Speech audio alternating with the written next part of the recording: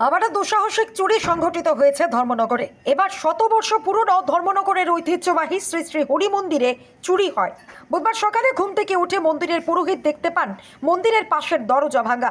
চোর রাধাকৃষ্ণের মাথার মুকুট, স্বর্ণের বাঁশি, প্রণামী বাক্স সহ ঠাকুরের কাজে ব্যবহৃত তামাকাসার বাসনপত্র চুরি করে নিয়ে গেছে। সেই সঙ্গে চুরি করার আগে মন্দিরের সিসিটিভি ক্যামেরার তারও কেটে দিয়ে গেছে।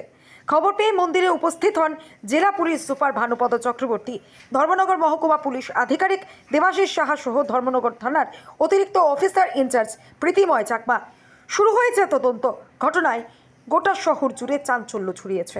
ভোরবেলা বাবা উঠটা ঠাকুরের বাইলুপুক দিত, দরজাটা খুলতে পারছে না বলে দরজা ঠেলাইয়া দরজা খুলতে পারে না। পরে বাথরুমের দরজা খুললে ওদিকে সিটকানি খুললে বাইরে আইয়া দেখে এদিকে সিটকানি লাগানো। তো বাবা সিটকানিটা খুললে বাবা আইসে মন্দিরে আইয়া দেখে তালাওয়ালা খোলা দেখি বাবা ঘরে গিয়া দত্তয়া করে এখানে গেছে, গিয়া দত্তয়া করে কইয়া আইসে, আইয়া দেখে এরকম অবস্থা মন্দির।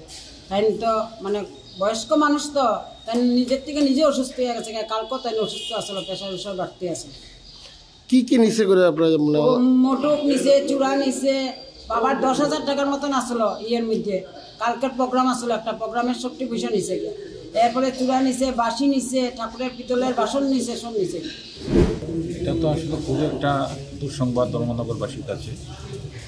ভক্তিপ্রাণ মানুষ যারা আছে এখানে রেগুলার ওনারা আসেন, তো কীর্তন হয়, পূজা পাঠ হয়। খবরটা খুবই দুঃখজনক খবর। দুটার উপর চূড়া নিয়েছে আর একটা সোনার বাঁশি নিয়েছে যতটুকু জেনেছি।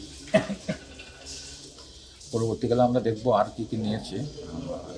আমরা ফেসিলিটিকে আনছি, এখানে বিডি ডিএসপি আনা হচ্ছে, ডক্টরকে আনা হবে, সিসি ক্যামেরা ফুটেজ দেখে আমরা তুলতে ধরবো। হ্যাঁ।